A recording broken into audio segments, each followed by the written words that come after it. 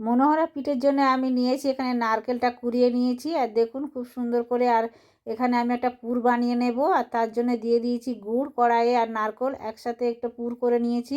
এবার আমি এটা নিয়ে নিচ্ছি ময়দা, নুন আর তেল।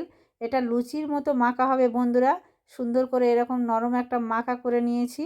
নিয়ে এবার ছোট্ট করে লেচি কেটে গোল করে এই পুরটা দিয়ে দিয়েছি। পুরটা দিয়ে এর মুখটা বন্ধ করে দেবো, আর সুন্দর করে পিঠে কটা বানিয়ে নিয়েছি। এবারে কড়াইয়ের মধ্যে তেল গরম করতে দিয়েছি। তেলটা গরম হয়ে গেলে কড়াইয়ের মধ্যে দিয়ে পিঠেগুলোকে ভাজা করে নেবো। এপিঠ ওপিঠ লাল লাল করে তুলে নিতে হবে পিঠেগুলো। আর এদিকে আমি দিয়েছি দুধ গরম করতে, দুধটা ঘন ঘন হয়ে এলে এই পিঠেগুলো দিয়ে দিতে হবে। আর এর মধ্যে একটু এলাচ গুঁড়ো আর গুড় দিয়ে দিতে হবে। আর সুন্দর করে ঘন ঘন ফুটিয়ে এলে দেখুন রেডি হয়ে গিয়েছে আমার মনোহরা পিঠে। দারুণ খেতে, এটা একবার হলেও খেয়ে